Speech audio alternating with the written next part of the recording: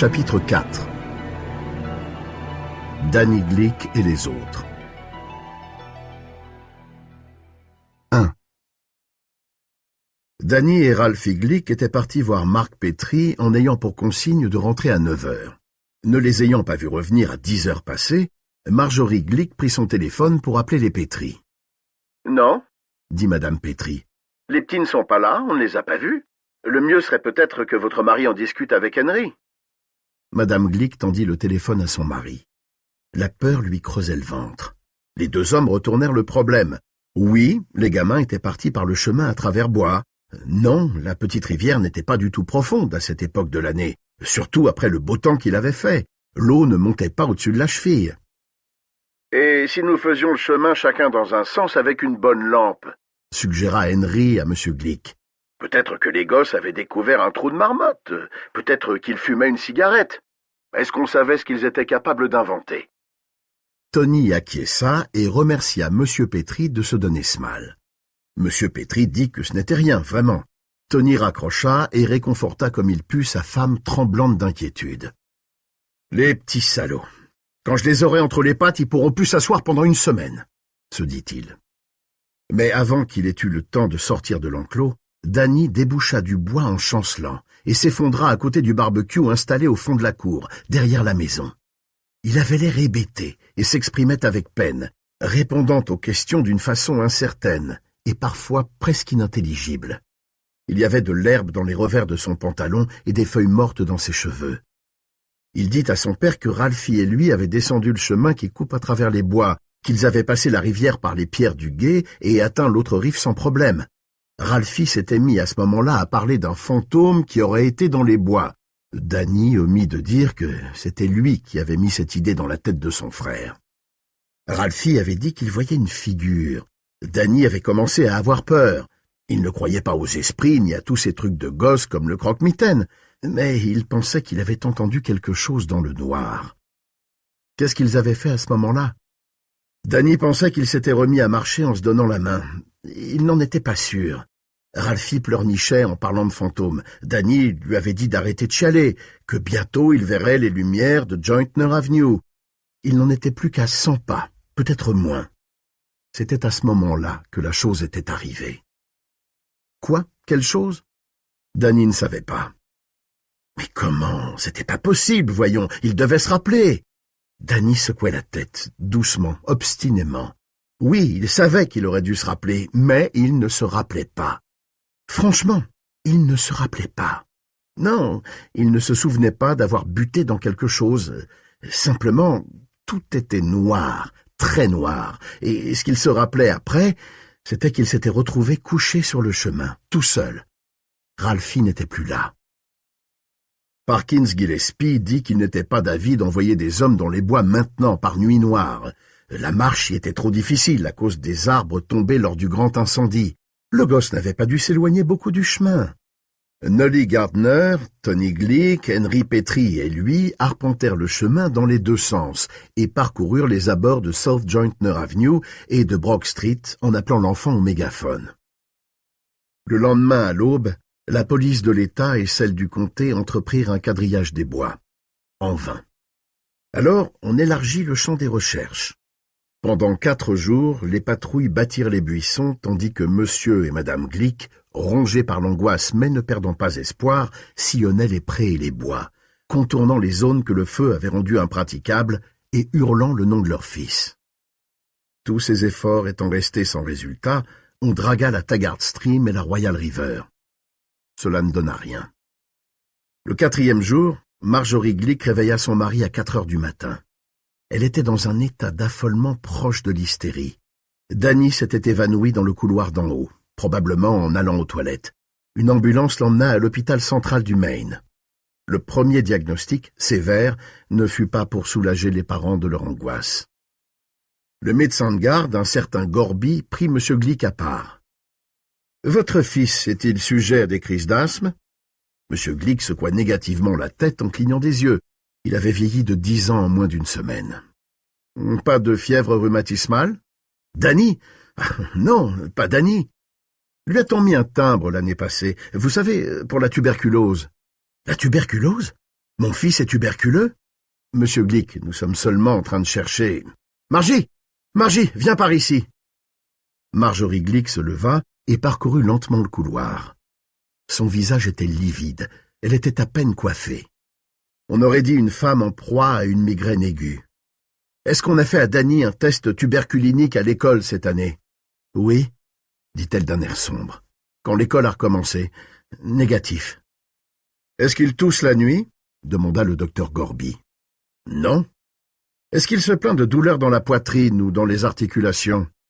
Non. Est-ce qu'il a mal en urinant? Non. Pas de saignement anormal, saignement de nez, sang dans les selles, écorchure ou ecchymose anormale? Non. Le docteur Gorby hocha la tête en souriant. Nous aimerions le garder pour lui faire quelques examens. Est-ce possible? Bien sûr, répondit Tony. Pas de problème, je suis assuré à la Blue Cross. Ses réactions sont très lentes, dit le docteur. On va lui faire des radios, une ponction lombaire, une numération... Les yeux de Marjorie Glick s'étaient progressivement élargis. « Est-ce que Danny a une leucémie ?» murmura-t-elle. « Madame Glick, il est difficile... » Mais elle s'était évanouie. 2. Ben Mears fut parmi les volontaires de Salem qui battirent les buissons pour retrouver Ralphie Glick, et tout ce qu'il récolta pour sa peine, ce fut une collection de graines urticantes dans les revers de son pantalon et une crise de rhume des foins à cause de la floraison des verges d'or. À la fin du 3e jour de recherche, il rentra fourbu chez Eva.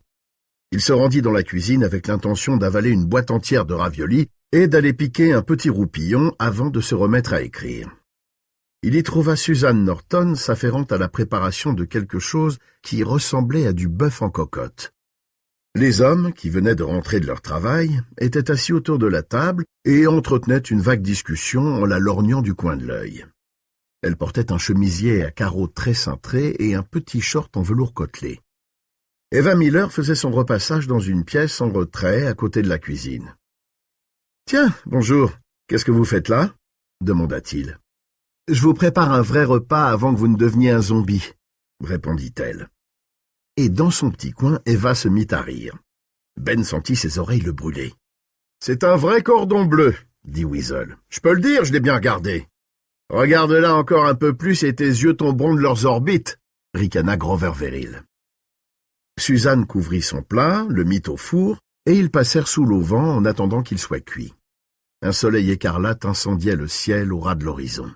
« Du nouveau? »« Non, rien. » Il sortit de la poche de sa chemise un paquet de cigarettes tout écrasées et en alluma une. « À en juger par votre odeur, on dirait que vous sortez d'un bain de boue. »« Si seulement. Ça m'aurait fait un bien fou. » Et il lui montra ses bras couverts de morsures d'insectes et déchirés par les ronces. Ces putains de moustiques et ces garces d'épines. Qu'est-ce qui lui est arrivé, vous croyez, Ben? Dieu seul le sait. Il souffla une bouffée de fumée. Peut-être que quelqu'un s'est glissé derrière le frère aîné, l'a assommé avec une chaussette remplie de sable ou quelque chose du même genre et a emmené le petit. Vous croyez qu'il est mort? Ben la regarda pour savoir si elle voulait une réponse sincère ou simplement un espoir.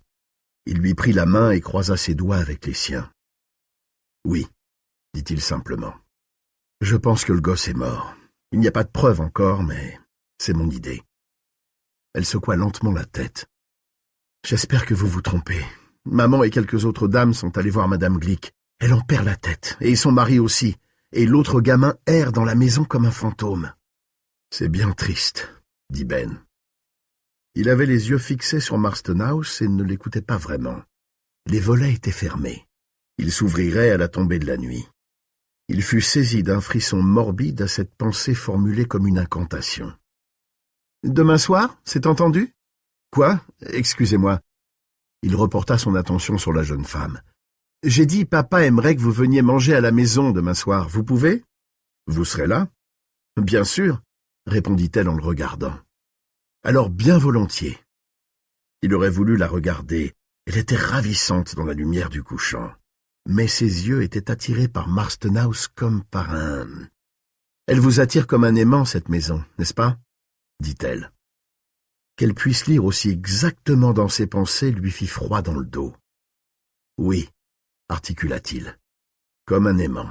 « Ben, de quoi parle votre nouveau livre ?»« C'est trop tôt pour le dire, » déclara-t-il. « Je ne le sais pas encore, il faut que ça prenne forme. » Elle eut envie de lui dire « je t'aime » à ce moment précis, de le lui dire aussi spontanément et simplement que cela lui était venu, mais elle arrêta les mots au bord de ses lèvres.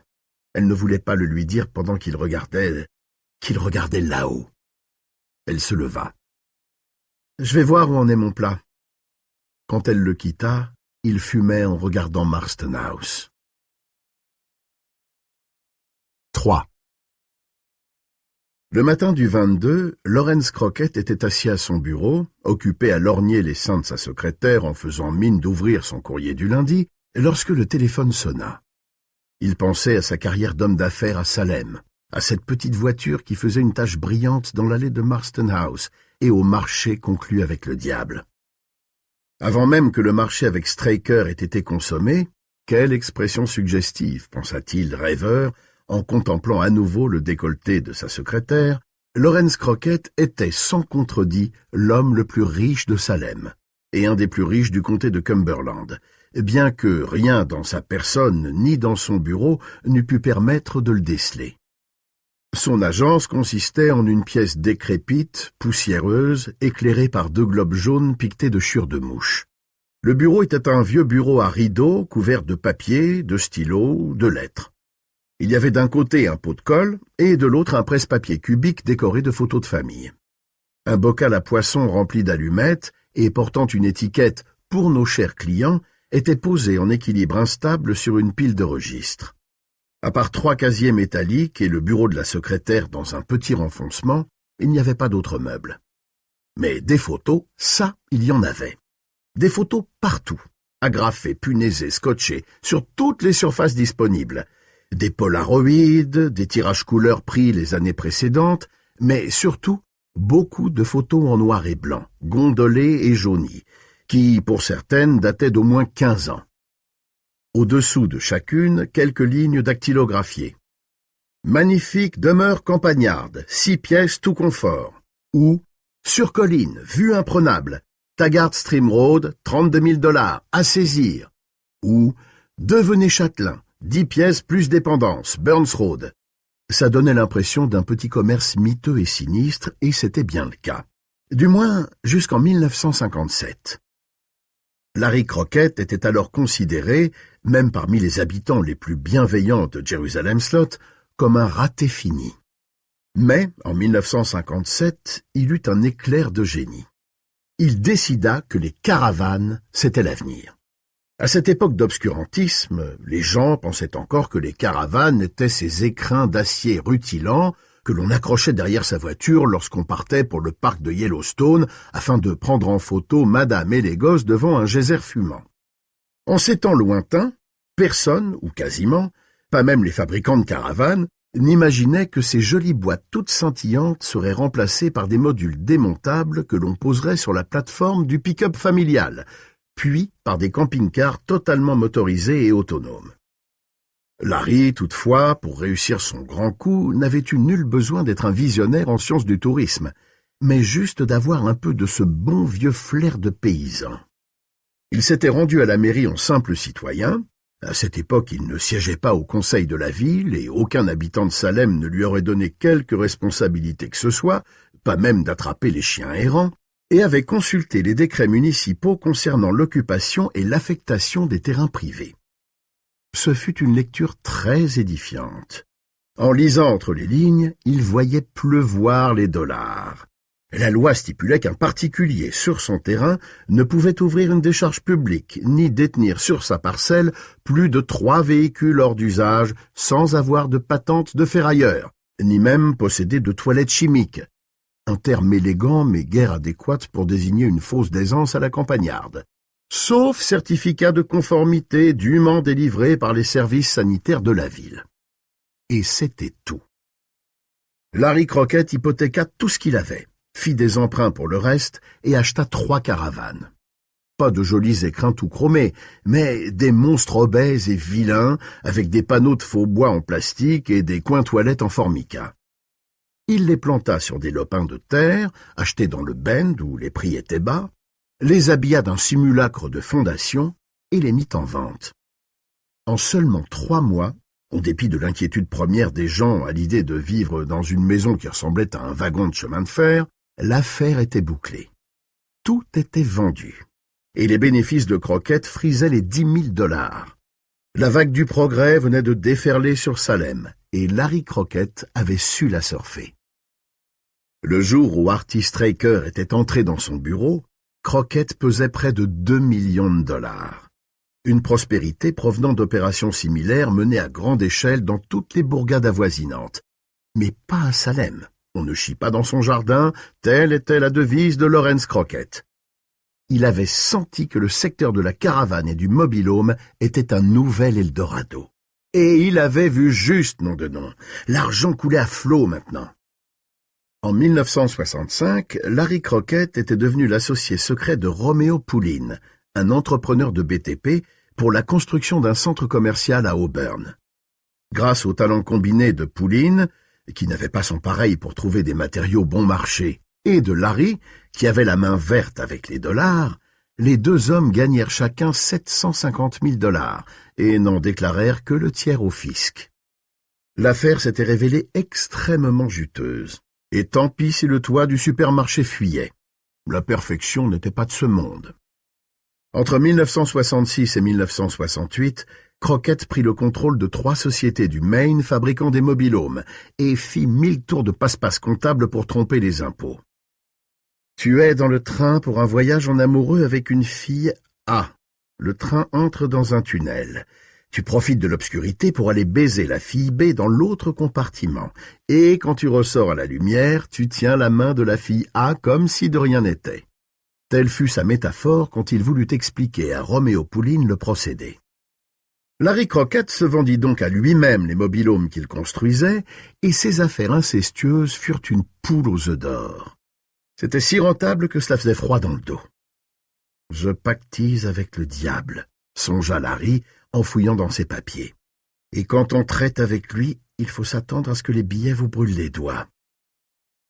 Les gens qui achetaient des caravanes étaient des ouvriers ou des petits employés qui ne pouvaient obtenir de prêt pour acquérir une maison traditionnelle. Ou alors des vieux qui ne voulaient pas voir toute leur maigre retraite partir dans leur logement. La jolie maison de 6 pièces était un rêve mort pour ces gens. Et, pour les vieux, les caravanes offraient un autre avantage. Un détail qui avait échappé à tous, sauf à Larry Crockett. Elles étaient de plein pied. Pas d'escalier pour y accéder. Le financement était facile aussi. Un versement de 500 $ suffisait d'ordinaire pour conclure l'affaire. Et, dans les années 60, ère du crédit à tout crin, ces pauvres gens ne se rendaient pas compte qu'emprunter les 9 500 $ restants à 24% d'intérêt allait signer leur perte. Ah, Seigneur, l'argent tombait comme s'il en pleuvait. Crockett n'avait rien changé à sa vie, même après avoir conclu son pacte avec l'inquiétant M. Straker. Aucun décorateur efféminé n'était venu réaménager son bureau. Il avait fait fi de l'air conditionné et avait conservé son vieux ventilateur électrique. Il portait toujours les mêmes costumes mélimés, les mêmes vestes criardes. Il fumait les mêmes cigares bon marché et allait toujours passer un moment chez Dell le samedi soir pour vider quelques bières et faire une partie de billard avec les copains. Il n'avait pas lâché les transactions immobilières car il en tirait profit de 2 façons. D'abord, il avait été élu de ce fait au conseil de la ville. Ensuite, ses feuilles d'impôt en bénéficiaient car il s'arrangeait pour que le bilan apparent de chaque année présentât toujours un léger déficit. Il s'était chargé, en dehors de la vente de Marston House, de celle d'une 30aine d'autres demeures décrépites du voisinage. Il y avait quelques bonnes affaires à faire, bien sûr, mais Crockett ne poussait pas à la roue. L'argent rentrait de toute façon. Trop, peut-être. Ne risquait-il pas de se faire prendre au piège de ses propres intrigues? Entrer dans le tunnel avec la fille A, baiser la fille B, ressortir avec la fille A au bras et découvrir que les deux l'avaient plumé jusqu'à l'os? Straker avait dit qu'il reprendrait contact. Il y avait 14 mois de cela. Et si... Ce fut à ce moment précis que le téléphone sonna.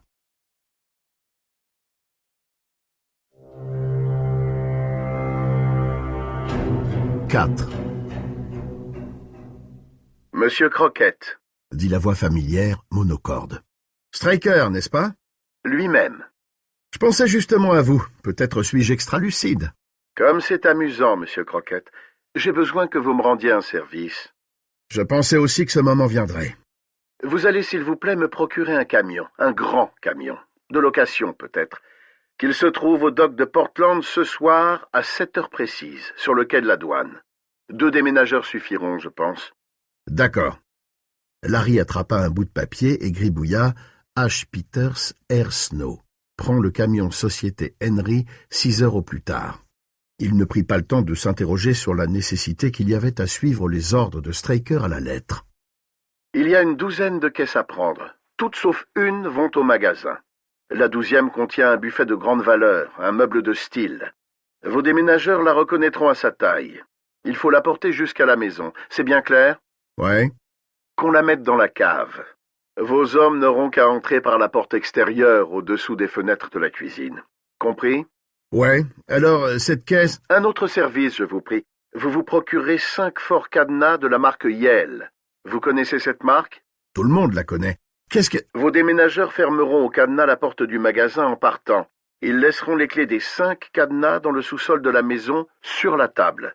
Quand ils quitteront la maison, ils cadenasseront la porte qui mène à la cave, la porte de devant, la porte de derrière et la remise. Vous m'avez compris? Ouais. Merci, Monsieur Croquette. Suivez toutes ces instructions point par point. Au revoir. Hé, attendez une minute. Plus personne sur la ligne. 5. Il n'était pas tout à fait 7 heures quand le gros camion de déménagement orange et jaune se gara devant la cahute de tôle ondulée qui se trouvait à l'extrémité du quai de la douane, au dock de Portland. C'était l'heure du changement de marée et les mouettes tournaient en criant dans un ciel empourpré par le couchant. « Merde, il n'y a pas un chat ici !» dit Royal Snow. Il avala sa dernière gorgée de Pepsi et laissa tomber la bouteille vide sur le plancher de la cabine. « On va se faire foutre en tôle comme cambrioleur. »« Tiens, voilà quelqu'un !» l'informa Hank Peters. « Monsieur l'agent ?» Ce n'était pas précisément un agent, c'était un veilleur de nuit. Il dirigea sur eux le rayon de sa lampe. « Hé, les gars, est-ce que l'un de vous deux s'appelle Lawrence Crockett ?»« Crockett », rectifia Royal. « On vient de sa part. On est venu chercher des caisses. »« Bon, » dit le veilleur de nuit. « Venez dans le bureau, j'ai une facture à vous faire signer. » Il fit signe à Peters, resté derrière son volant. « Recule jusque là-bas, là où il y a la porte à 2 battants et la lumière allumée. Vu? Ouais. » Et Hank fit marche arrière. Royal Snow suivit le veilleur de nuit dans le bureau. De l'eau chauffait dans la cafetière. Au-dessus du calendrier décoré d'une pin-up, la pendule marquait 7h04. Le veilleur de nuit remua quelques papiers sur le bureau et tendit à Royal un feuillet agrafé sur une planchette. « Signe là. » Royal signa de son nom. « Quand vous serez là-bas dedans, vous avez intérêt à voir où vous posez les pieds. Allumez, il y a des rats. »« J'ai jamais vu un rat qui se débine pas devant ça. » dit Royal en balançant en avant son pied chaussé de souliers cloutés. « C'est des rats de porc, fiston, » rétorqua froidement le veilleur de nuit. « Ils ont eu affaire à des types autrement plus costauds que toi. » Royal sortit du bureau et alla jusqu'à l'entrepôt. Le veilleur de nuit était resté sur le pas de sa porte et l'observait. « Fais gaffe, » dit Royal à Peters. « Le vieux a dit qu'il y avait des rats. »« Ok, » ricana Peters. « Ce cher vieux Larry Crockett. » Royal repéra le commutateur intérieur près de la porte et alluma. Il y avait quelque chose de pesant dans l'air, l'humidité, l'odeur du sel mêlée à celle du bois pourri, qui ôtait toute envie de rire. Ça et la présence des rats. Les caisses étaient entassées au milieu du vaste entrepôt qui autrement était vide, et cela leur conférait un aspect sinistre. Le buffet était au centre, dans une caisse plus grande que les autres. C'était la seule qui ne portait pas la mention Barlow et Straker, 27 Jointner Avenue, Jerusalem Slot, Maine. « Bon, ça n'a pas l'air de se passer trop mal, » dit Royal. Il consulta la facture et compta ensuite les caisses. « Ouais, elles sont toutes là. »« Il y a des rats, » signala Hank. « Tu les entends ? » ?»« Ouais, les fumiers, je peux pas les sentir. » Ils se turent un instant et écoutèrent les bruits de pattes et les petits cris qui venaient de l'ombre. Bon, on s'y met, déclara Royal. Mettons le gros machin au fond du camion, comme ça il ne nous gênera pas pour décharger les trucs du magasin. Ok. Ils s'approchèrent de la caisse et Royal sortit son couteau de poche. Il fendit d'un geste rapide une enveloppe brune clouée sur le côté. « Hé, fit Hank, tu crois qu'on devrait... Faut bien qu'on sache si on prend le truc qu'il faut, non?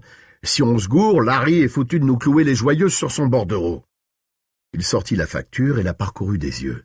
« Qu'est-ce que ça dit? » demanda Hank. « De l'héroïne, dit Royal. 100 kilos de cette merde. 2000 revues porno importées de Suède et 312 de pilules aphrodisiaques importées de France. Ah, allez, file-moi ça. » Hank lui arracha la facture des mains. « Un buffet, déclara-t-il. Juste comme Larry nous l'avait dit. Venant de Londres, Angleterre. Port d'entrée, Portland, Maine. Pilule aphrodisiaque, mon cul. Remets-moi ça à sa place. » Royal obéit. « C'est drôle quand même, dit-il. « Ah ouais, tu trouves? Non, sérieux, y a pas les tampons de la douane sur ce foutu truc. Ni sur la caisse, ni sur l'enveloppe, ni sur la facture. Aucun tampon. Ils les font probablement avec cette encre qui n'apparaît qu'à la lumière noire. C'était pas ce qu'ils faisaient quand je travaillais au dock. Plutôt 10 fois qu'une qui vous les tamponnait, les caisses. On pouvait pas en prendre une sans s'en foutre jusqu'au coude. Bon, ça me fait plaisir de l'apprendre, mais ma femme se met au lit très tôt, j'aimerais bien tirer un coup ce soir. Si on jetait un coup d'œil à l'intérieur. Pas question. Allez, soulève. » Royal haussa les épaules. Ils inclinèrent la caisse et quelque chose glissa lourdement à l'intérieur. Elle était lourde comme le diable, cette caisse. Ça pouvait bien être un vaisselier en bois massif. Le poids y était. Suant et ahanant, ils portèrent l'énorme charge jusqu'au camion et la déposèrent sur le plateau élévateur dans un ultime effort. Royal recula d'un pas pendant que Hank faisait monter la plateforme hydraulique.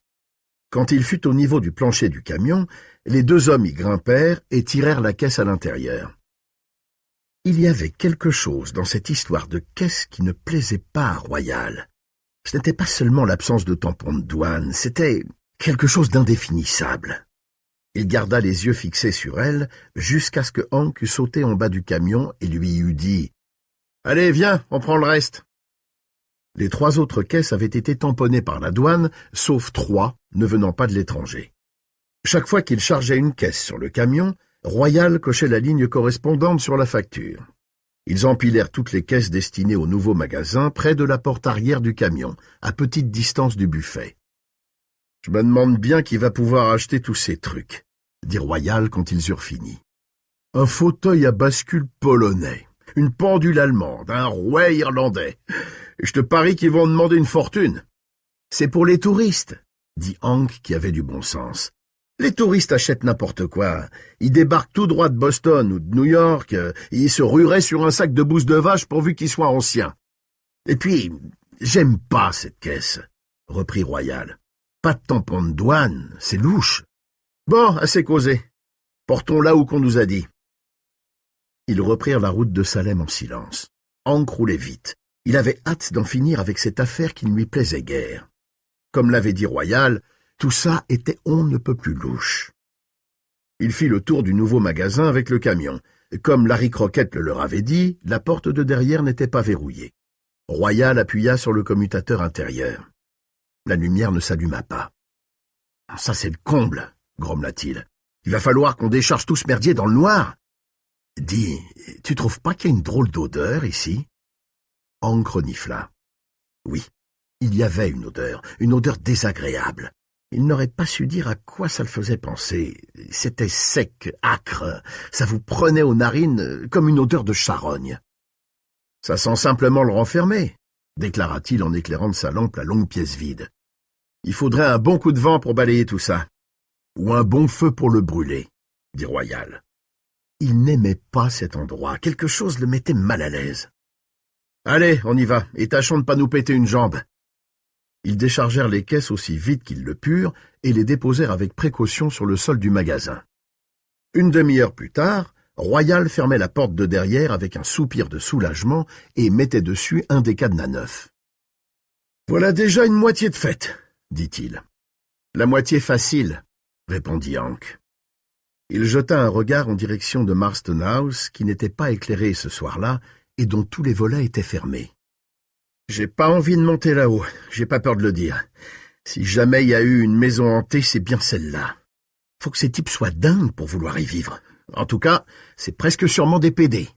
Ouais, du genre de ces types qui font de la décoration, dit Royal. Ils vont probablement vouloir en faire une sorte de maison modèle. Ça fait marcher le commerce. Allez, plus vite on s'y mettra, plus vite on aura fini. Ils jetèrent un dernier regard sur la grosse caisse au fond du camion, puis Hank fit retomber d'un coup la porte arrière. Il se remit derrière son volant et ils remontèrent Jointner Avenue jusqu'à Brooks Road. Une minute plus tard, ils voyaient surgir devant eux la masse noire et inquiétante de Marston House. Royal sentit son ventre se contracter. « Ça fait froid dans le dos, ce bicoque », murmura Hank. « Comment est-ce qu'on peut avoir envie d'y habiter? Je ne sais pas. Tu vois de la lumière derrière ces volets? » Non. La maison semblait se pencher vers eux comme si elle attendait leur arrivée. Les deux hommes remontèrent le chemin avec le camion et la contournèrent. Quand la lumière des phares éclaira l'herbe haute qui avait envahi la cour de derrière, tous les deux évitèrent d'y regarder de trop près. Hank se sentait envahi d'une crainte telle que même au Vietnam il n'en avait pas éprouvé de semblable.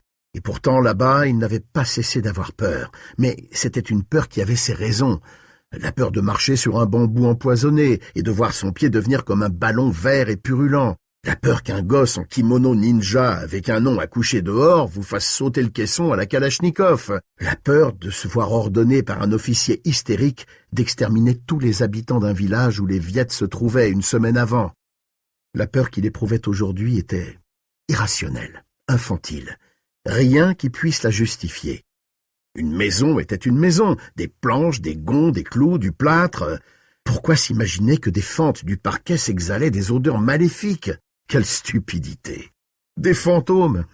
Il ne croyait pas aux fantômes. Pas après le Vietnam. Il tâtonna pour trouver la marche arrière et arrêta le camion brutalement à 2 mètres de la porte rouillée qui menait à la cave.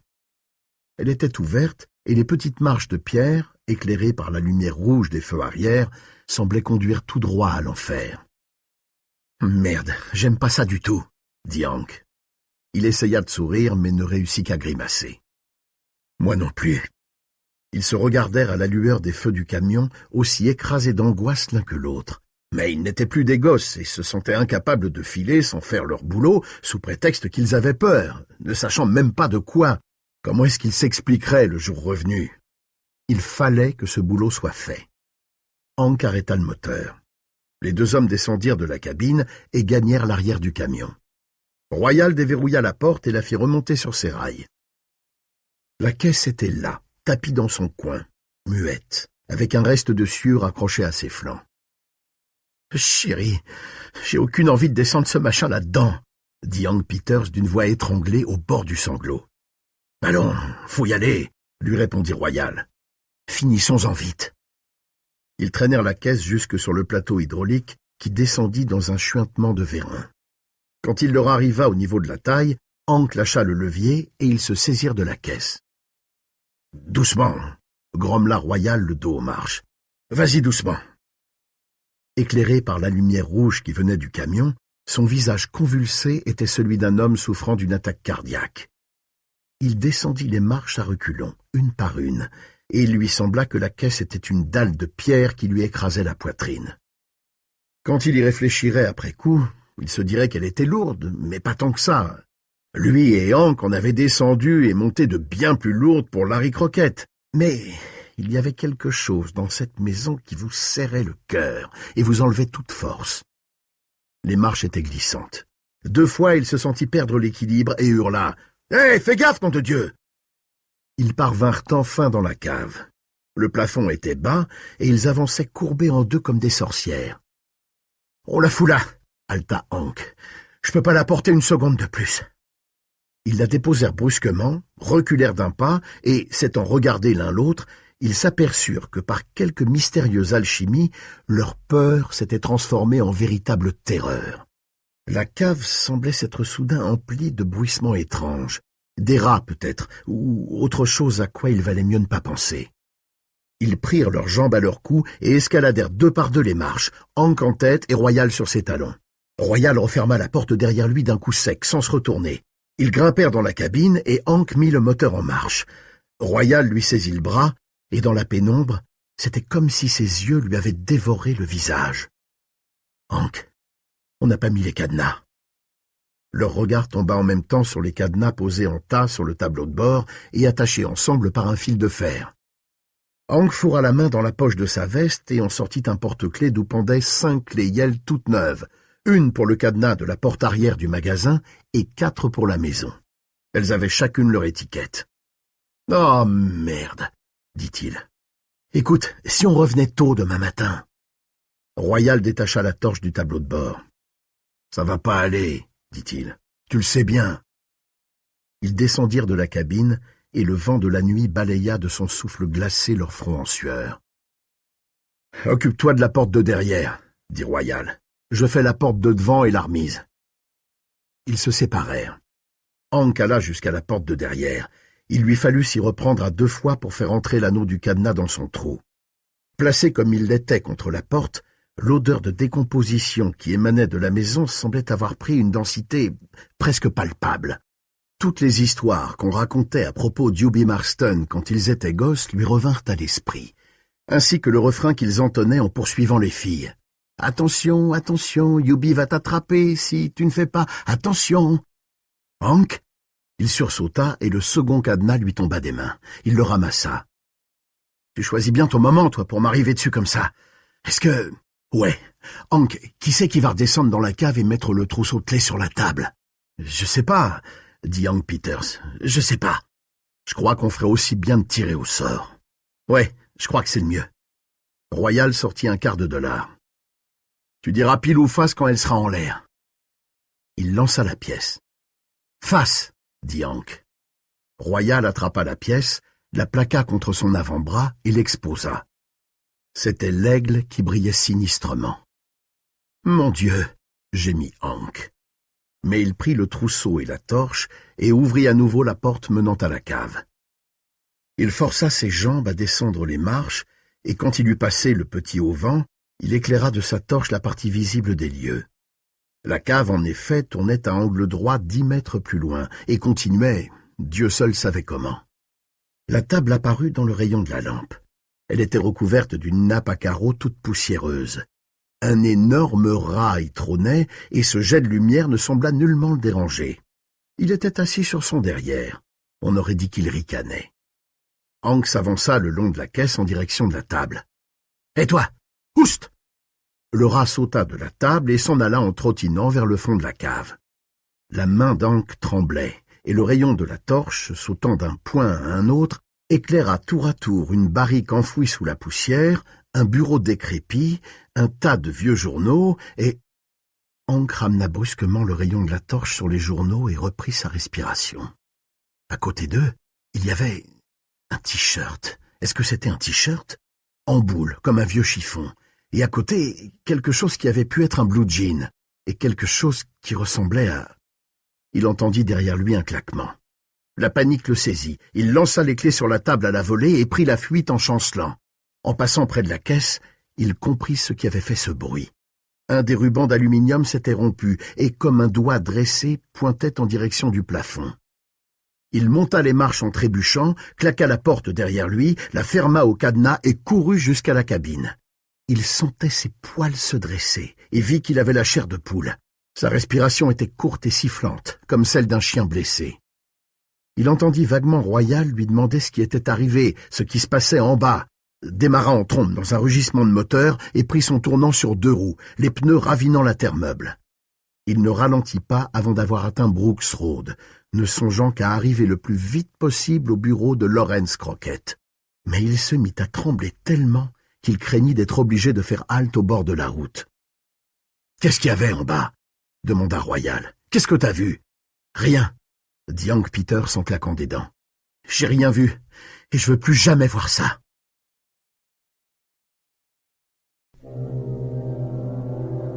6. Larry Crockett s'apprêtait à fermer boutique et à rentrer chez lui quand il entendit frapper doucement à la porte et vit revenir Hank Peters, le visage encore marqué par l'angoisse. « Vous avez oublié quelque chose, Hank ?» demanda Larry. Quand ils étaient revenus de Marston House, le visage ravagé comme si on leur avait mis les couilles en tire-bouchon, Il leur avait donné à chacun 10 $ de plus et une douzaine de canettes de bière, en leur disant que peut-être ce serait aussi bien si tous les deux s'abstenaient d'en dire trop long sur leur petite expédition du soir. « Il faut que je vous parle, » dit Hank. « Je peux pas m'en empêcher, Larry. Il faut. »« Allez-y, je vous écoute, » répondit Larry. Il ouvrit le tiroir du bas de son bureau, on tira une bouteille de Johnny Walker et on versa une bonne dose pour lui et pour Hank dans 2 gobelets en plastique. « Qu'est-ce qui vous tracasse ?» Hank prit une gorgée de whisky, fit une grimace et l'avala. « Quand j'ai descendu les clés sur la table de la cave, j'ai vu quelque chose. On aurait dit des vêtements, un t-shirt et peut-être un blue jean, et une chaussure de tennis. Je crois que c'était une chaussure de tennis, Larry. » Larry haussa les épaules et sourit. « Vraiment ?» Il lui semblait qu'on lui avait posé un bloc de glace sur la poitrine. Le gosse des Glick portait un jean. C'est ce qu'on a dit dans le journal. Un jean, un t-shirt et des chaussures de tennis. Larry. Et si... Larry Crockett continuait à sourire. Un sourire figé. Hank poursuivit d'une voix étranglée. Et si ces gens qui ont acheté Marston House et le magasin avaient bousillé le petit Glick? Voilà, c'était sorti. Il vida son verre d'un seul coup. Toujours souriant, Larry dit « Vous avez peut-être vu aussi un corps. » « Non, non, mais ça, ce serait quelque chose à dire à la police, » reprit Larry Crockett. Il remplit de nouveau le gobelet d'Hank. Sa main ne tremblait pas. Elle était froide et ferme comme un roc dans un ruisseau gelé. « Et je vous conduirai tout droit chez Parkins, mais quelque chose comme ça... » Il secoua la tête. « Ça peut faire venir au jour des histoires ennuyeuses. Vos relations avec la serveuse de chez Dell, par exemple. Elle s'appelle bien Jackie, n'est-ce pas ? » « De quoi que vous parlez, bon Dieu ?» Le visage d'Hank était devenu livide. « Et ce renvoi pour des raisons peu honorables. Sûr et certain qu'ils iraient fourrer leur nez dans l'affaire. Mais faites ce que vous devez faire, Hank. Agissez comme vous le jugez bon. »« J'ai pas vu de corps, » murmura Hank. « À la bonne heure, » dit Larry souriant. « Et peut-être n'avez-vous pas vu non plus de vêtements. Ce n'était peut-être que des chiffons. »« Des chiffons, » fit Hank Peters lugubrement. « Mais oui, vous savez bien ce que c'est que les vieilles maisons. Il y a toujours plein de saletés qui traînent partout. Vous avez peut-être vu une vieille chemise dont on avait fait un chiffon. »« Ouais, ça doit être ça, » dit Hank. Il vida son verre pour la seconde fois. « Vous avez raison, Larry. Faut pas voir le mal partout. » Crockett tira son portefeuille de la poche arrière de son pantalon, l'ouvrit et compta 5 billets de 10 $ sur le bureau. « Qu'est-ce que c'est que ça ? » « J'ai oublié de vous payer le travail que vous avez fait pour Brennan le mois dernier. Il faut me rappeler ces choses-là, Hank. Vous savez comme il m'arrive d'oublier. Mais vous m'avez... » Larry, le sourire aux lèvres, l'interrompit. « C'est pas croyable, ça. Vous êtes assis là, devant moi, à me raconter quelque chose, et le lendemain, je peux avoir tout oublié. C'est terrible, n'est-ce pas? »« Ouais, » murmura Hank. Il prit les billets d'une main tremblante et les fourra aussitôt dans la poche intérieure de sa veste de toile bleue, comme s'il lui brûlait les doigts. Puis il se leva avec tant de précipitation qu'il faillit renverser sa chaise. « Faut que je parte, Larry. J'ai pas... Faut que j'y aille. »« Emportez la bouteille, » proposa Larry. Mais Hank était déjà à la porte. Il ne s'arrêta pas. Larry se renfonça dans son siège. Il se versa un autre verre. Sa main ne tremblait toujours pas. Au lieu de quitter son bureau, il prit un autre verre, puis encore un autre. Il pensait au pacte avec le diable. Enfin, le téléphone sonna. Il décrocha, écouta. « C'est fait, » dit-il. Il écouta, raccrocha, se versa un autre verre. 7. La nuit qui suivit, Hank Peters rêva que d'énormes rats surgissaient d'une tombe ouverte qui contenait le corps en décomposition d'Hubie Marston, une corde de chanvre autour du cou. Il se réveilla aux premières heures du jour, le torse trempé de sueur, se redressa en haletant et poussa un cri quand sa femme lui toucha le bras. 8. Le magasin d'alimentation de Milt Crossan était situé à l'angle de Jointner Avenue et de Railroad Street, et presque tous les vieux de la petite ville se donnaient rendez-vous là quand il pleuvait et que le parc était impraticable. Il devenait, pendant le long hiver, un des éléments immuables du décor. Quand Straker fit son apparition dans sa Packard 1939, ou 1940, le temps était juste un peu brumeux, et Milt et Pat Midler discutaient, non sans de nombreuses parenthèses et digressions, sur le point de savoir si Judy, la petite amie de Freddie Overlock, avait filé en 1957 ou en 1958. Ils étaient d'accord pour dire qu'elle était partie avec un vendeur de salade de Yarmouth, et qu'il ne volait pas un clou, ni elle non plus. Mais pour le reste, leurs avis divergeaient. La conversation s'arrêta net quand Straker entra. Son regard fit le tour du petit groupe. Il y avait là Milt, bien sûr, et puis Pat Midler, Joe Crane, Vinnie Upshaw et Clyde Corliss. Et il adressa à la ronde un sourire sans chaleur. « Bonjour, messieurs, » dit-il. Milt Crossan se leva et attacha son tablier avec plus de soin que d'habitude. « Vous désirez ? »« Je voudrais de la viande, » dit Straker. Il acheta un rôti de bœuf, une douzaine de côtes premières, des hamburgers et 1 livre de foie de veau. Il ajouta à ça un peu d'épicerie, de la farine, du sucre, des haricots et plusieurs paquets de pain de mie en tranches. Tous ces achats se firent au milieu du plus profond silence. Les habitués du magasin, assis autour du poêle que le père de Milt avait fait mettre au fioul, fumaient, regardaient le ciel et observaient l'étranger du coin de l'œil. Quand Milt eut fini de rassembler les marchandises dans un grand carton, Straker paya avec 2 billets, un de 20 et un de 10. Il prit le carton, le mit sous son bras et adressa de nouveau à la ronde un sourire glacial. « Au revoir, messieurs, » dit-il. Et il sortit. Joe Crane se bourra une pipe. Clyde Corliss se gratta bruyamment la gorge et envoya un jet de salive mêlée de tabac à chiquer dans le seau ébréché posé près du poêle. Vinnie Upshaw sortit de la poche de sa veste un vieil appareil à rouler les cigarettes, disposa le tabac dans le caoutchouc et glissa la feuille de papier de ses doigts déformés par les rhumatismes. Ils regardèrent l'étranger soulever le carton pour le mettre dans le coffre. Ils savaient tous que ce carton, avec tout ce qu'il contenait, devait peser au moins 15 kilos, et ils l'avaient tous vu se le mettre sous le bras comme si c'était un coussin en plume. Il s'installa au volant et remonta Jointner Avenue. La voiture grimpa la colline, tourna à gauche sur Brooks Road et disparut pour ressurgir l'instant d'après de derrière les arbres, réduite par la distance à la taille d'un jouet. Ils la virent encore s'engager dans l'allée menant à la maison, puis la perdirent de vue. « Drôle de type », dit Vinnie. Il se colla sa cigarette au coin des lèvres, enleva quelques brins de tabac qui dépassaient et sortit une allumette de la poche de sa veste. « Ça doit être un des 2 bons hommes qui ont acheté le magasin », déclara Joe Crane.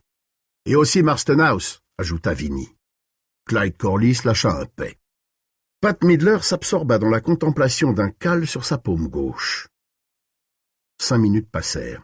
« Vous croyez que ça va marcher, cette boutique ?» lança Clyde à la ronde. « Ça se peut, » répondit Vinnie. « Ils peuvent se faire de l'argent pendant l'été. Tout est possible par les temps qui courent. » Il y eut un murmure général, ou plutôt un soupir d'approbation. « Costaud, ce type, » fit Joe. « Ouais. Et puis vous avez vu ça ?» lança Vinnie. « Une Packard de 39, et pas une tache de rouille dessus. Elle est de 1940, » le contredit Clyde. « Les Packards de 1940 n'ont pas d'enjoliveur sur les ailes, » dit Vinnie. « Elle est de 1939. »« Tu te gourres, mon vieux, » répliqua Clyde. 5 minutes passèrent. Ils virent que Milt examinait le billet de 20 $ avec lequel Straker avait payé. « Qu'est-ce qu'il a, ce flouze ?» demanda Pat. « Il t'a filé un faux billet ?»« Non, mais regardez. » Milt passa le billet par-dessus le comptoir et ils l'inspectèrent tous. Il était beaucoup plus grand qu'un billet ordinaire. Pat l'approcha de la lampe, l'examina avec attention, le retourna. « C'est un billet de la série E, n'est-ce pas, Milt ?»« Ouais, » dit Milt. « Ils ont arrêté de les fabriquer il y a 45 ou 50 ans. Sûr qu'un collectionneur à Portland m'en donnerait un bon prix. » Pat fit passer le billet et ils l'examinèrent chacun à leur tour, les uns de loin, les autres de près, selon l'état de leur vue. Joe Crane le rendit à Milt qui le glissa sous le tiroir-caisse avec les chèques personnels et les coupons de réduction. « Y a pas de doute que c'est un drôle de type, » déclara Clyde d'un ton rêveur. « Ouais, » dit Vinnie. Puis il reprit. « C'était bien une Packard de 1939. Vic, mon demi-frère, en avait une. Ça a été sa première bagnole. Il l'avait achetée d'occasion en 1944. Un jour, il a oublié de mettre de l'huile dedans et il a coulé une bielle. Je pense qu'elle est de 1940, répliqua Clyde. Parce que je me souviens d'un type qui cannait les chaises près de chez Alfred. Il venait chez vous souvent et la discussion se poursuivit ainsi, progressant par les silences plus que par les paroles, comme une partie d'échecs menée à distance. Le jour semblait n'avoir pas de fin pour eux, et Vinnie Upshaw entreprit de se rouler une autre cigarette de ses doigts arthritiques. 9. Ben était en train d'écrire quand il entendit frapper doucement à la porte. Il termina sa phrase avant de se lever pour ouvrir. Il était 3 heures de l'après-midi, le mercredi 24 septembre. La venue de la pluie avait coupé court à toute velléité de chercher encore Ralphie Glick, et tout le monde s'accordait à penser que c'était fini.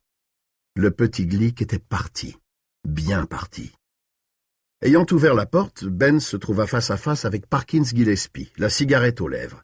Il tenait à la main un livre de poche, et Ben vit avec amusement qu'il s'agissait de l'édition de La fille de Conway, parue chez Bentham. « Entrez, monsieur Gillespie, » dit-il. « Il fait plutôt humide dehors. »« Ouais, plutôt, » acquiesça Parkins en pénétrant dans la pièce. « Le temps idéal pour les grippes d'automne. Je mets toujours mes caoutchoucs. Ça fait rire les gens. N'empêche que je n'ai pas eu la grippe depuis Saint-Lô, en France, en 44. Posez votre manteau sur le lit. Désolé de ne pouvoir vous offrir du café. Je ne voudrais pas mouiller votre lit, dit Parkins en secouant sa cendre au-dessus de la corbeille à papier de Ben. Quant au café, Pauline vient de m'en servir une tasse à l'excellent. Puis-je vous être utile en quelque chose? Eh ben, c'est que ma femme a lu ça. Il tendit le livre. Elle a su que vous étiez en ville, mais elle est timide. Elle a pensé que vous pourriez écrire votre nom dedans, ou quelque chose. Ben prit le livre. À en croire Weasel Craig, votre femme est morte il y a 14 ou 15 ans. Vraiment? Parkins n'eut pas l'air surpris du tout. C'est Weasel. Il parle à tort et à travers. Un jour, il ouvrira la bouche si grande qu'il tombera dedans. Ben ne dit rien. Croyez-vous que vous pourriez me le dédicacer à moi, alors? Très volontiers.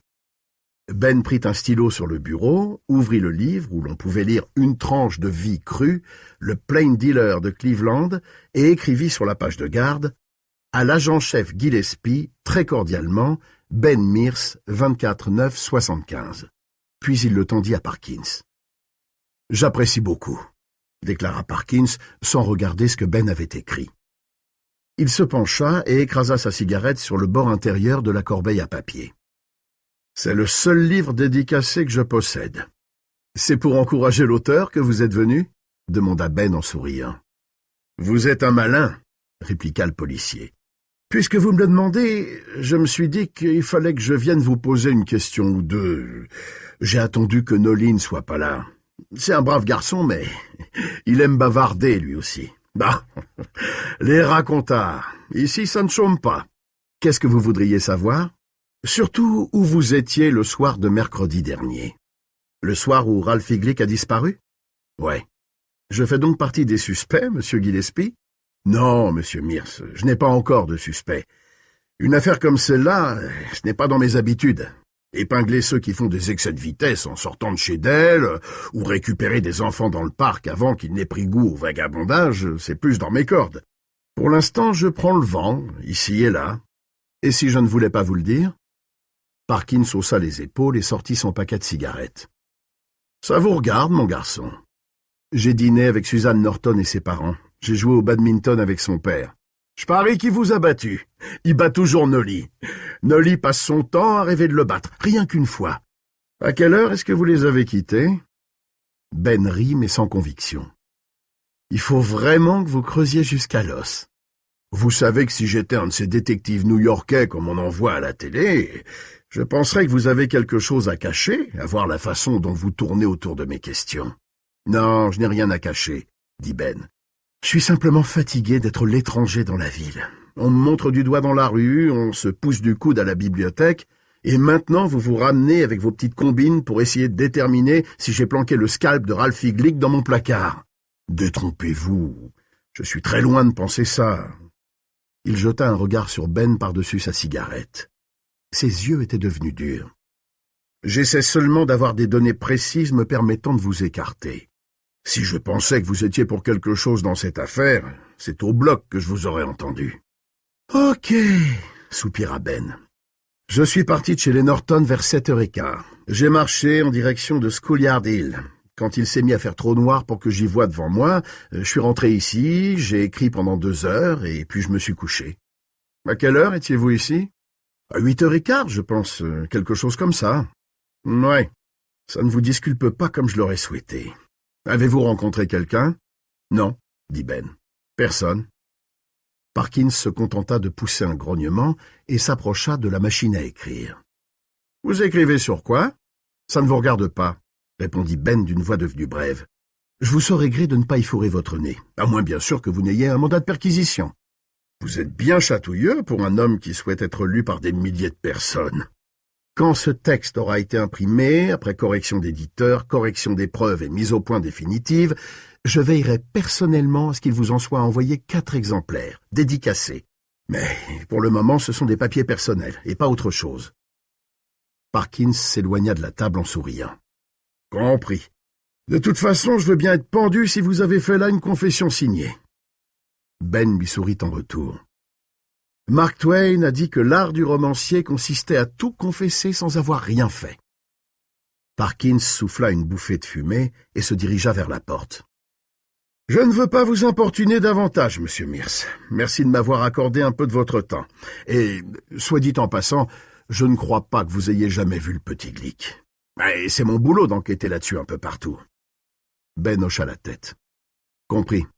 Et puis, il faut que vous vous mettiez bien dans la tête que dans des coins comme Salem, Millbridge ou Guilford, vous êtes considéré comme un étranger tant que vous n'avez pas passé 20 ans dans la ville. Je sais. Je suis désolé de vous avoir rembarré tout à l'heure, mais après une semaine passée à chercher ce gamin sans rien trouver... » Ben secoua la tête. « Ouais, » reconnut Parkins. « C'est terrible pour sa mère, vraiment terrible. Au revoir, portez-vous bien. »« Vous de même, » dit Ben. « Sans rancune, alors. »« Non, sans rancune. » Ben s'arrêta puis reprit. « Mais je voudrais vous poser une question. »« Allez-y, si je peux vous être utile. » « Où avez-vous trouvé ce bouquin, sincèrement ?» Parkins Gillespie sourit. « Bon, eh bien, il y a un type à Cumberland qui vend dans un hangar toutes sortes de trucs d'occasion. Il est un peu pédale, je crois bien. Il s'appelle Gendron. Il a des tonnes de livres de poche à 10 cents la pièce. Il en avait 5 exemplaires. » Ben rejeta la tête en arrière et éclata d'un bon rire. Parkins Gillespie s'en alla, la cigarette et le sourire aux lèvres. Ben s'approcha de la fenêtre et attendit de le voir sortir de la maison et traverser la rue en évitant soigneusement de mettre ses caoutchoucs noirs dans les flaques. « 10. Parkins s'arrêta un instant devant la vitrine du nouveau magasin avant de frapper à la porte. Du temps de la laverie municipale, tout ce qu'on voyait à travers la vitre, c'était une bande de grosses femmes en bigoudi, ajoutant de l'eau de javel ou prenant de la monnaie à la machine fixée au mur, tout en mâchant du chewing-gum comme les vaches ruminent leur herbe. Mais la camionnette d'un décorateur d'intérieur venu de Portland avait stationné devant la porte tout l'après-midi de la veille, et venait de passer là encore toute la journée. Aussi, l'endroit avait-il pris une allure tout à fait différente. Une estrade recouverte d'une jolie moquette bouclée d'un vert clair avait été installée dans la vitrine. 2 spots invisibles jetaient une lumière flatteuse sur les 3 meubles exposés. Une horloge à balancier, un rouet et un secrétaire à l'ancienne en merisier. Devant chacun d'eux, on avait mis une espèce de chevalet supportant un petit carton sur lequel un prix était inscrit en chiffres discrets. 600 $ pour un vieux rouet. Qui irait mettre autant d'argent quand on pouvait se procurer n'importe où une singère flambant neuve pour 48,95 $? Parkins frappa à la porte en soupirant. Elle s'ouvrit dans la seconde qui suivit, comme si le nouveau propriétaire s'était tapi derrière en attendant que Parkins vienne y frapper. « Inspecteur !» s'exclama Straker avec un mince sourire. « Comme c'est gentil de me rendre visite. Je ne suis que l'humble chef de la police municipale, vous savez, » dit Parkins. Il entra à grandes enjambées dans le magasin, tout en allumant une pale-malle. « Je me présente, Parkins Gillespie, très heureux de faire votre connaissance. » Il tendit la main. Elle fut saisie et gentiment écrasée par une main très sèche et très forte, qui au bout d'un instant desserra son étreinte. Richard Trockett Straker, dit l'homme chauve. J'ai bien pensé que c'était vous, déclara Parkins en regardant autour de lui. On avait posé de la moquette partout et on était en train de peindre les murs. L'odeur de peinture fraîche était plaisante, mais il y avait une autre odeur par-dessous, infiniment moins agréable. Parkins ne put déterminer ce que c'était. Il ramena son attention sur Straker. « Que puis-je faire pour vous en cette magnifique journée ?» demanda Straker. Parkins se détourna pour jeter un coup d'œil à travers la devanture. Il tombait toujours des cordes. « Oh, rien du tout. Je suis juste venu pour vous saluer, vous accueillir dans cette ville et vous souhaiter bonne chance, voilà tout. » Quelle aimable pensée. Prendriez-vous un café ou un peu de sherry? J'ai une petite réserve là derrière. Non, merci, je ne peux pas rester. Monsieur Barlow est-il par ici? Monsieur Barlow est à New York en train de faire des achats. Je ne l'attends pas avant le 10 octobre au plus tôt. Vous allez ouvrir sans lui, alors, dit Parkins, tout en pensant qu'à en juger par les prix indiqués dans la vitrine, Straker ne risquait pas d'être assailli par la clientèle. À propos, quel est le prénom de Monsieur Barlow? Straker sourit de nouveau, de son sourire en lame de rasoir. Est-ce une question que vous me posez en votre qualité de chef de la police locale? Non, en curieux simplement. Mon associé s'appelle Kurt Barlow, expliqua Straker. Nous avons travaillé ensemble à Londres et à Hambourg. Ceci, il fit un geste circulaire, ceci sera notre retraite, modeste et cependant appréciable. Nous comptons juste gagner de quoi vivre simplement, mais nous aimons tous les deux les objets anciens, les belles choses, et nous espérons bien nous faire une réputation dans le pays. Peut-être même dans toute la Nouvelle-Angleterre, cette superbe région. Pensez-vous que ce soit possible, agent Gillespie? Pourquoi pas, dit Parkins qui cherchait un cendrier. N'en voyant pas, il secoua sa cendre dans la poche de son manteau. En tout cas, je vous le souhaite, et dites bien à M. Barlow quand vous le verrez que je passerai le saluer. Je n'y manquerai pas, répondit Straker. Il apprécie beaucoup la compagnie. Voilà qui est bien, fit Gillespie. Il se dirigea vers la porte, s'arrêta, et regardant en arrière, vit que Straker l'observait intensément. Et dites-moi, qu'est-ce que vous pensez de la vieille maison? Il y a beaucoup à faire, dit Straker. Mais nous avons le temps. C'est sûr, approuva Parkins. Vous n'auriez pas par hasard vu des petits gosses traîner par là-haut? Le front de Straker se plissa. Des petits gosses? Oui, reprit Parkins. Vous savez comme les gamins aiment quelquefois jouer des tours aux nouveaux venus, lancer des pierres ou tirer les sonnettes et ensuite se sauver, ce genre de truc. Non, dit Straker. Pas d'enfant. Il y a un de nos gamins qui a, comme qui dirait, disparu. Vraiment? Oui, répondit Parkins d'un ton calme. Oui, vraiment. On se demande maintenant si on va le retrouver, si on va le retrouver vivant. Comme c'est triste, dit Straker d'une voix froide. C'est vrai. Si jamais vous remarquez quelque chose, je vous en ferai part, bien sûr, immédiatement. Il eut de nouveau un petit sourire glacial. Bon, dit Parkins. Il ouvrit la porte et regarda avec résignation la pluie qui tombait à verse. Dites à M. Barlow que j'ai hâte de faire sa connaissance. Je ne manquerai pas de le faire, agent Gillespie. Ciao. Parkins regarda Straker avec stupéfaction. Ciao? Le sourire de Straker s'élargit. C'est le terme courant pour se dire au revoir en Italie. Ah bon, on en apprend tous les jours. Allez, bye. Il ferma la porte derrière lui et se lança sous les cataractes. Le terme courant. Pas courant pour moi, en tout cas. Sa cigarette était déjà trempée. Il la jeta. De l'intérieur de son magasin, à travers la devanture, Straker le regarda remonter la rue. Il ne souriait plus. 11. Arrivé au poste de police, Parkins appela. « Nolly? Tu es là, Nolly ?» Pas de réponse. Parkins secoua la tête. Nolly était un brave garçon, mais il n'en avait pas lourd dans le ciboulot. Il retira son manteau, défit ses caoutchoucs, s'assit à son bureau, chercha un numéro de téléphone dans l'annuaire et le composa sur le cadran. Quelqu'un décrocha à la première sonnerie. FBI Portland, agent Hanrahan. Ici Parkins Gillespie, police de Jerusalem Slot. Nous avons un jeune garçon qui a disparu. Je sais. Dit Hanrahan d'une voix coupante. Ralph Glick, 9 ans, 1m40, cheveux noirs, yeux bleus.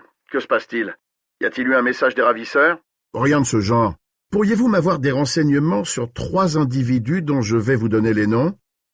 Anne Rahn répondit par l'affirmative. Il s'agit d'abord de Benjamin Mears, M-E-A-R-S, écrivain. A publié un livre dont le titre est « La fille de Conway ». Les 2 autres travaillent ensemble. L'un s'appelle Kurt Barlow, B-A-R-L-O-W. L'autre... Est-ce que vous écrivez Kurt avec un C ou avec un K? Demanda Anne Rahn. Je ne sais pas. Bon, continuez. C'est ce que fit Parkins, la sueur au front. Quand il lui arrivait de s'adresser aux plus hautes instances de la loi, il avait toujours l'impression d'être un minus. L'autre type est Richard Trockett Straker, 2 T à la fin de Trockett, et Straker comme ça se prononce. Lui et Barlow font du commerce de meubles et objets anciens. Ils viennent d'ouvrir un petit magasin ici. Straker prétend que Barlow est à New York pour une tournée d'achat. Il dit avoir travaillé en association avec lui à Londres et à Hambourg. C'est plausible. Croyez-vous que ces gens soient impliqués dans l'affaire Glick? Pour l'instant, je ne sais même pas si on peut parler d'une affaire, mais ils sont arrivés en ville à peu près à ce moment-là. Pensez-vous qu'il y ait un lien entre Mears et les 2 autres?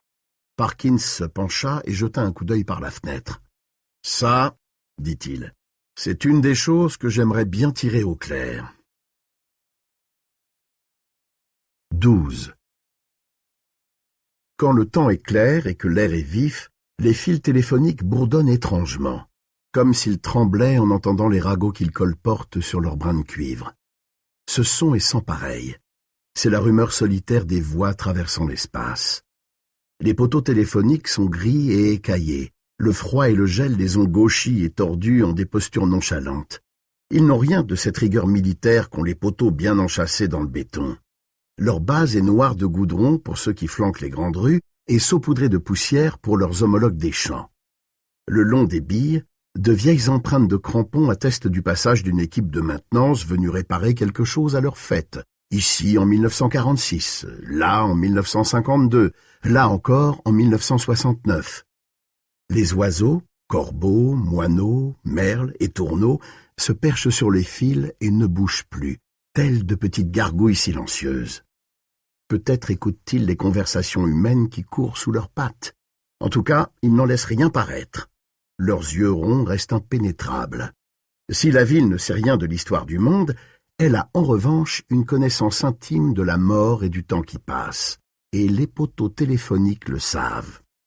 Si on pose la main sur l'un d'eux, on sent les vibrations des fils jusque dans le cœur du bois, comme si des âmes étaient emprisonnées dans les fibres et essayaient de s'échapper. Et il a payé avec un billet de $20 d'autrefois, Mabel. Tu sais, les grands billets. Et Clyde dit qu'il n'en a plus vu depuis la grande ruée sur la Gates Bank en 1930. C'était... Oui, c'est vraiment un drôle de type, Evie. Je l'ai vu avec mes jumelles pousser une brouette derrière la maison. Je me demande s'il est tout seul là-haut ou si... Crockett doit savoir, mais il ne le dira pas. Il ne dit pas un mot de cette affaire. Il a toujours été un écrivain. Il est chez Eva. Je me demande si Floyd Tibbetts est au courant pour... Il passe un temps fou à la bibliothèque. Loretta Starcher dit qu'elle n'a jamais vu quelqu'un qui connaisse autant de... Elle a dit qu'il s'appelait Straker, c'est ça. Artie Straker.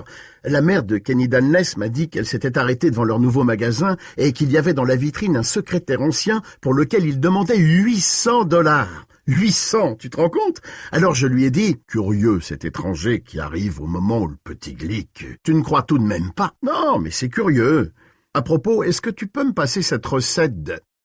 Et les fils de bourdonner sans trêve. 13. 23-9-75. Nom, Glick Daniel Francis. Adresse, Brock Road, Jerusalem Slot, Maine, 04270. Âge 12. Sexe masculin. Race caucasienne. Admis le 22-9-75. Inscrit par Anthony H. Glick, le père. Symptômes. État de choc, perte de mémoire partielle, nausées, manque d'appétit, constipation, faiblesse générale. Examen, voire feuille ci-jointe. 1. Timbre test de tuberculose, négatif. 2. Analyse d'urine et de salive, négatif. 3. Diabète, négatif. 4. Globule blanc, normal. 5. Globule rouge, 45% hémoglobine, 6. Ponction lombaire, négatif. 7. Radio des poumons, négatif. Diagnostic possible. Anémie pernicieuse, primaire ou secondaire. L'examen précédent donnait 86% d'hémoglobine. Anémie secondaire peu vraisemblable. Pas d'ulcère, pas d'hémorroïdes, aucune tumeur variqueuse. Numération cellulaire différentielle négative. Anémie primaire probable, plus trauma psychologique. Recommande lavement baryte et examen radiologique pour dépistage éventuel d'hémorragie interne, bien que le père n'ait signalé aucun accident.